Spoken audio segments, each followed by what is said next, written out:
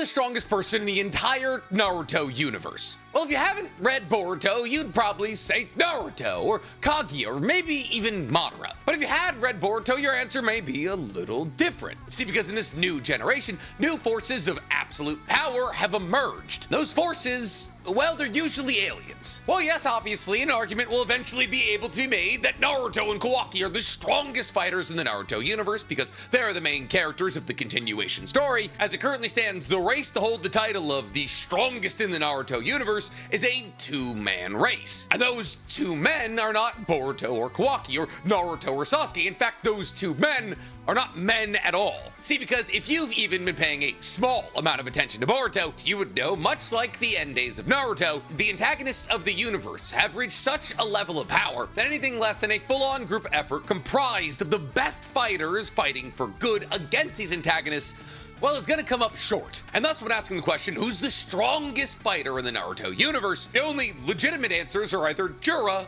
or Isshiki.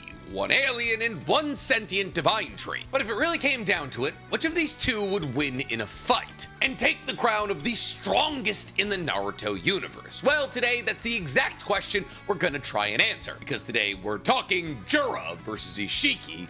Who wins? But before we get to crowning the new strongest person in the Naruto universe, guys, please, for me, like this video, subscribe to the page, and hit that noti bell. And if you're looking for an additional NC Hammer 23 video every single week, guys, you can go ahead and find my Naruto reaction series using the fourth wall link in my description below. We are on to Gaara versus Sasuke. So, Jura and Isshiki, the two main antagonists of part 1 and part 2 of Boruto. Two forces seemingly beyond the powers of even the strongest fighters of the ninja world, who both draw their mystical amount of power back to the Otsutsuki clan and the Ten Tails. But in a head-on-head, who's keeping theirs? Well, before we get to comparing these two, let's lay the groundwork for exactly how strong these two individual fighters are. Starting with our chronologically first antagonist, Isshiki. Isshiki is revealed for the first time during a fight that he's having against Kashin Koji. And honestly, after Isshiki is revealed, what happens after that in that battle against Kashin Koji can hardly be called a battle at all. See, because when Isshiki decides to shed the skin of Jigen and force his evolution, he immediately begins to manhandle a perfect Sage mode Kashin Koji. And while it's kind of hard for us to wrap our mind around just how strong Kashin Koji is, Kashin Koji was able to kill Jigen. Now,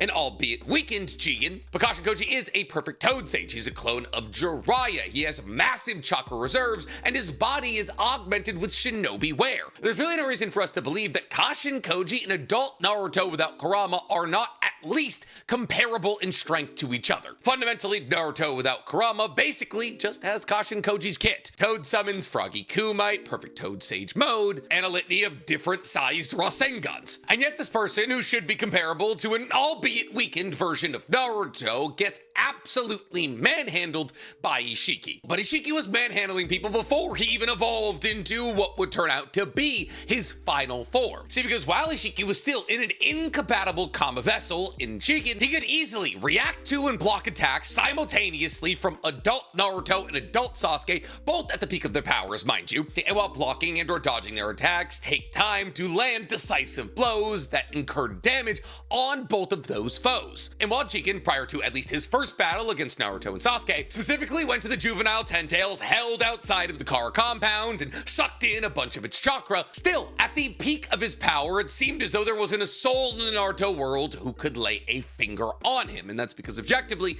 there really wasn't. He constantly blitzes not only an EMS-wielding and 6-Tome Rinnegan-wielding Sasuke, but also a KCM2 6-Paths Chakra adult Naruto, who for pretty much the entirety of his manga was not only the fastest character in the universe, but so much faster than anybody else. Anybody catching up to him in speed kind of seemed unimaginable. And yet, whether it was Jigen's chakra rods, his taijutsu, or his close speed, time and time again, we see that Jigen is substantially faster than either Naruto or Sasuke. See, because whether it's impaling them with chakra rods from a distance, or entering into taijutsu scuffles with either objectively the best or at least second best taijutsu user in Naruto's world in Naruto, and being able to overcome his taijutsu prowess by throwing kicks or punches that Naruto was unable to block or dodge, Jigen's speed overwhelms adult Naruto and adult Sasuke. But even when they do get the opportunity to block the incoming attacks, Jigen's strength is such that even blocked attacks land as heavy, according to Naruto. See, because, well, yes, the majority of the damage that Jigen does to Naruto and Sasuke comes through the medium of him firing his shrunken chakra rods into their skin and then growing them. However, even with just the strength alone of his taijutsu, he's able to blast people like Naruto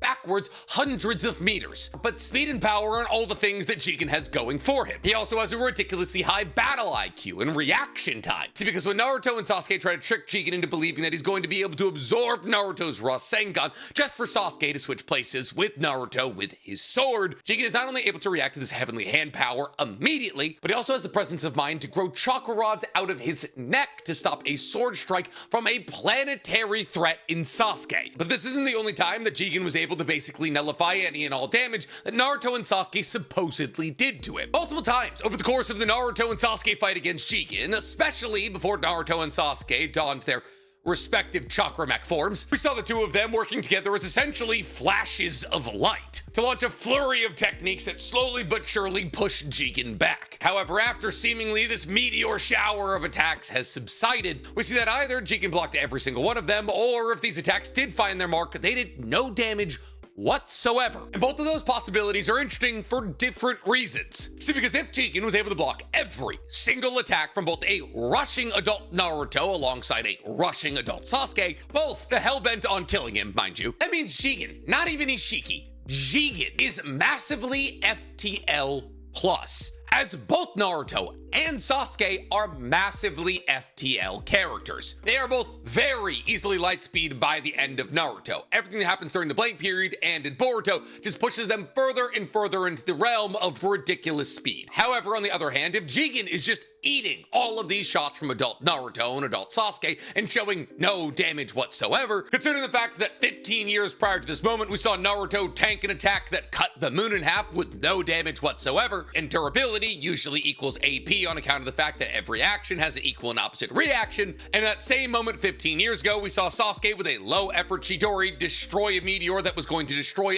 all of Konoha. That would mean that Jigen's durability, a durability so high that allowed for him to tank multiple shots from the strongest iteration of Sasuke or Naruto we've ever seen with no damage whatsoever, would be solar system to solar system plus, as Naruto's AP with Baryon mode reaches solar system level very easily. And well, obviously, yes, Baryon mode was a big step up in terms of Naruto's strength, and he wasn't using Baryon mode in his fight against Jigen. That wasn't until he fought against Isshiki. Both Naruto and Sasuke have tons of planetary feats. And if you can shrug off multiple attacks from people with planetary APs with no damage, then it stands to reason that your durability is a fair bit above planetary, especially when you consider the ease with which Jigen is able to injure both Naruto and Sasuke. I mean, he rips both Naruto and Sasuke out of their respective chakra mechs. Something that's even more impressive when talking about ripping Sasuke out of his perfect Susanoo, as the Susanoo itself is regarded as the perfect defensive jutsu. This kind of thing was easy for Jigen. I mean, he was able to fire his chakra rods through Naruto's KCM2 cloak. He was able to string up Naruto by impaling him with chakra rods from the ground to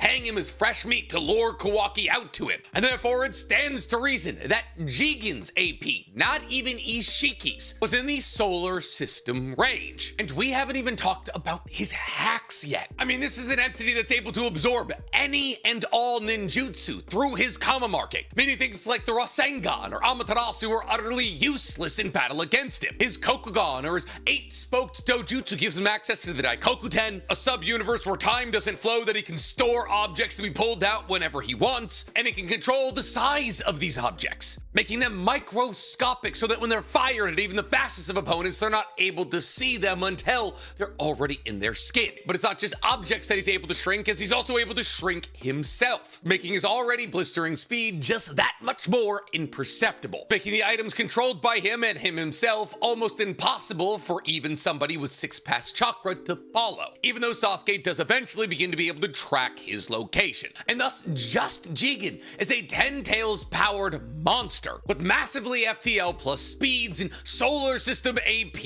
and durability. Sprinkle over the top of this that any ninjutsu used against him will be irrelevant. Plate this up with the idea that seemingly the most powerful dojutsu in the entire universe struggles to keep up with his speed and size, and garnish it all with the fact that his fired projectiles are able to punch through some of the highest durability levels we've ever seen. And the dish you create is almost an impossible foe to defeat. But he does have one weakness, and that one weakness is Jigen. See, even when amped to the power of the 10 tails, Jigen as a vessel cannot maintain the full power of Isshiki for long. In fact, after the battle against Naruto and Sasuke, Jigen's core was very visibly shown cracking, implying that the expenditure of this battle against Naruto and Sasuke had been substantially too much for him as a vessel. And this weakness is confirmed not only by Jigen's own admission, but by the fact that after this battle against Naruto and Sasuke, Jigen admits to Kashin Koji being at 10% of his original power. And still, at only 1/10 of his original power, Kashin Koji needed to use a meticulously planned strategy to defeat just Jigen. A plan that required that he literally trap and seal fire from a mountain that's perpetually on fire to use to burn Jigen to death. However, once Jigen was killed, Isshiki was revealed and his true strength was laid bare. A level of strength that once again proved to be too much for the likes of Naruto or Sasuke. However, this time their inability to claim victory could hardly be held against them, as neither of them had fully recovered from the beatdown that, well, Jigen had just put on them. But the point still holds that once again, Naruto and Sasuke were overwhelmed by Isshiki. That was until Naruto believed he was making the ultimate sacrifice by activating Baryon mode. And with Baryon mode, the playing field was more than leveled. See, by smashing his own chakra into that of Kurama's, Naruto essentially created nuclear fusion. A nuclear fusion reaction that created a new kind of energy that made Naruto, in that moment, the strongest character we had ever seen, becoming so incredibly fast and powerful that not only was he able to perceive Isshiki's chakra rods, he was able to grab them out of the air, to dodge them, to use the chakra rods fired at him to deflect other ones. And this is an absurd speed feat. See, there is a big difference between dodging a bullet and catching a bullet. If someone's firing at you from, let's say, a mile away, and you're staring directly down their barrel, you'll probably be able to dodge the bullet. The information of a bullet being fired comes to you at the speed of light. The bullet does not. However, to catch that bullet means not only do you need to perceive exactly where that bullet is, but you need to move your hands with enough power and precision to neutralize the momentum of said bullet. And therefore, with this new form, Naruto lays a smackdown on Isshiki. However, it's not enough. This new form, which came at the expense of Kurama's life, that created a new, never-before-seen form of energy. A new form that Naruto only gained access to for a couple of minutes was not enough to defeat Isshiki. In fact, it was hardly enough to hurt Isshiki. While yes, Baryon mode Naruto is faster than Isshiki, none of the blows that Naruto lands on Isshiki really do all that much damage. In fact, by the time that Naruto's Baryon mode subsides, the damage done to Isshiki is superficial at worst. Well, yes, he has scratches on his head and bloodstains around his mouth. The second that Naruto's power begins to falter, Isshiki is immediately able to retake control of the situation. But the goal of Baryon mode wasn't to kill Isshiki with brute force. The goal was to shorten the amount of time that Isshiki would be able to stay as Isshiki. Think about that. The strongest form of the strongest character in the self-named universe of Naruto was not meant to kill something with punches. The plan of Baryon mode was that because all chakra is connected and Naruto and Kurama were destroying their chakra, that by Naruto and Kurama coming into contact with Isshiki, they would shave away at his chakra until eventually he didn't have enough left to survive. Meaning that Naruto and Kurama fully understood that a form that they believed came at the cost of their life was not enough to defeat Isshiki. I consider that Baryon mode is very frequently scaled to an AP of solar system and a speed of massively FTL to massively FTL plus. That means once again, Isshiki stats must be higher. However, rather now than having the common marking to absorb all incoming ninjutsu, Isshiki has to rely on Sukuna Hikona to shrink enemies' ninjutsu to a point where it's, well, useless. But in exchange for that loss, he gets the Byakugan, so don't feel too bad. It's also loosely implied that the only reason Isshiki is being damaged by Baryon mode at all is because of how much chakra he lost. That is to say, his vessel was weakened. And therefore, if hypothetically Isshiki had gotten his hands on Kawaki and had been able to take over a vessel that he would be able to live in infinitely, Baryon mode Naruto may not have been able to injure him at all. But now that we have a clear answer on just how powerful Isshiki was, how powerful is Jura? Well, that question is a bit harder to answer. See, unfortunately, or I guess maybe fortunately for them, we haven't really seen any legacy characters, that is to say characters who we understand exactly how powerful they are, take their shot at Jura quite yet. What we have, however, seen is that Jura's won every single fight he's been in by a proverbial landslide. So, who has he beaten? Well, he beat a freshly awakened Jinchuriki Himawari, which is either really impressive or barely worth mentioning, depending on how much stock you put into the idea of her being the best ever Kurama Jinchuriki. He destroyed a pre-maximum output Kawaki when he came to the village looking for Naruto, which is once again as impressive as you want it to be, because this version of Kawaki is knocked out by Mitsuki, knocked around by Boruto, and knocked into another district by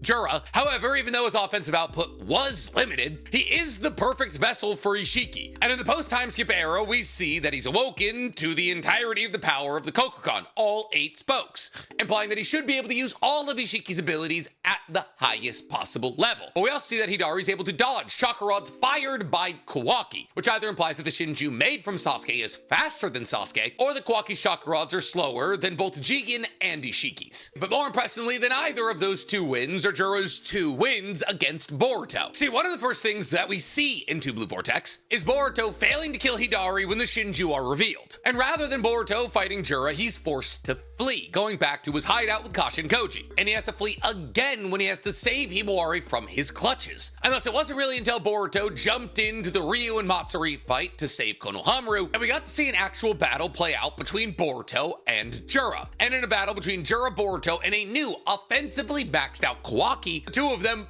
barely put a scratch on Jura. While yes, they are able to injure him, those injuries mean nothing, as even the most fatal appearing injuries like Kawaki stabbing Jura through his eyeball, Jura is simply able to shrug off and heal with his wood release. And mind you, these 2 are undoubtedly stronger than Limitless Code. I mean, Boruto embarrasses Limitless Code in the literal first chapter of 2 Blue Vortex, and there's no reason for us to assume that Kawaki, especially now with all of his upgrades, is not at least offensively a match for 2 Blue Vortex Boruto. But speaking of Limitless Code, Jura is so much stronger than him that comparing the 2 should be a crime, because when Code tried to rein in his creations by attacking Jura after Ryu yoinked him out of the Shinju's hideout black cube, launching a claw mark at Jura and plunging his own claw into it to try and get his hand around Jura's neck. Jura blows off Code's hand with a tailed beast ball that he fires with such ease, he literally doesn't take his hands out of his pocket, implying that if Jura wanted to, he could truly kill Code at the drop of a hat. What does that mean for the sake of the fight we're talking about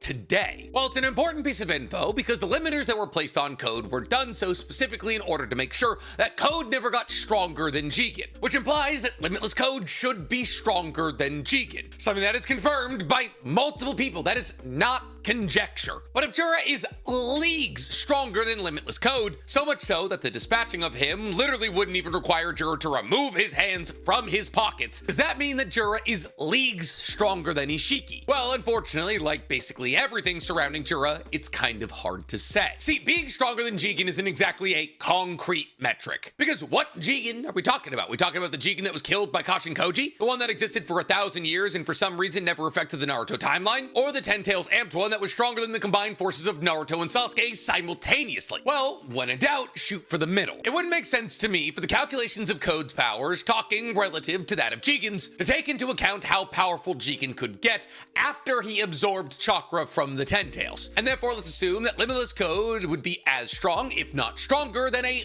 base Jigen. But how powerful is that?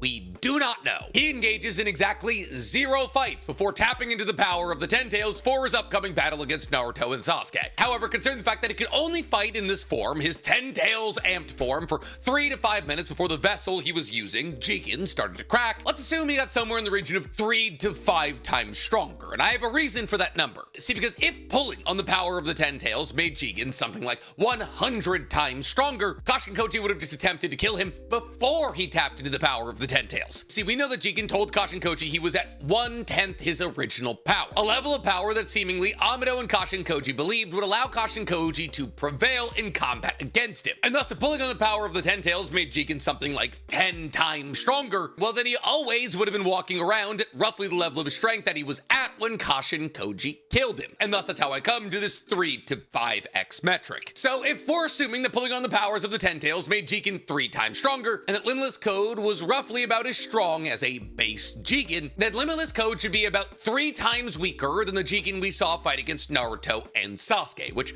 I'm sure all of you can probably live with. Mind you, we're talking about Jigen, not Isshiki. And Isshiki, even though his time was limited, should be stronger than any of the versions of Jigen we ever saw. Now, it's kind of hard to say if that's true, because he beats down on Naruto and Sasuke equally bad in both bodies, but considering the fact that he barely took any damage from Baryon mode, a mode that supposedly should have killed Naruto, let's just, for the sake of argument, assume that Isshiki is stronger than a 10 Tails amped Jigen. How much stronger? Well, I'll admit here, I'm just starting to get a little bit arbitrary, but let's assume for the sake of argument, twice as strong. So now the question becomes, if we do a little bit of arithmetic, if Code was 6 times stronger, could he have defeated Jura in combat? 3 times 2. And once again, unfortunately, the only answer I have is maybe. But what I do know is that Kashin Koji stated that if all of Konoha's fighting forces worked together to fight against Jura, Daemon included, they would have a 1 in a million chance in victory. And we are seeing right now in Two Blue Vortex exactly what Daemon is capable of. He killed 100 Mamushis in less than a minute. He speed blitzed Sarada before she could activate her MS. He beat the brakes off Code with a smile on his face, and even Boruto has truly no idea how to defeat him. And Jigen didn't even put limiters on Daemon. He just simply kept him in storage because he knew Daemon was stronger than him. So if a Konoha fighting force that for sure includes at least one person stronger than Jigen, Kawaki, who should just be a stronger version of Jigen, and Boruto, who is stronger than Kawaki, have a 1 in a million shot at victory against Jura, it probably wouldn't matter if there was 6 of them. So who wins in a fight between Jura and Isshiki? But unfortunately I have to say Jura, even though in my mind that doesn't make all that much sense. The Otsutsuki's control the 10 Tails, and therefore the idea of an emaciated, sentient 10 Tails being stronger than an Otsutsuki who's gone through karmic rebirth several times to consume the chakra of dozens of planets being weaker than said 10 Tails just doesn't make a whole lot of sense to me. However, the 10 Tails have always been able to eat the Otsutsuki, which on sun level implies that they've always been able to damage them. And Jura is more likely than not being fed his power through the earth, which the Otsutsuki have obviously been trying to get their hands on for years. But I'm curious to hear from you guys. In a fight between Isshiki and Jura, who do you think comes out victorious? Let me know in the comments below. And while you guys are down there, please, for me, like this video, subscribe to the page, and hit that noti bell. I get that it's all conjecture. I'm sorry, but like, nobody does identifiable feats anymore. They're all just fighting with their hands. They're not cutting moons in half.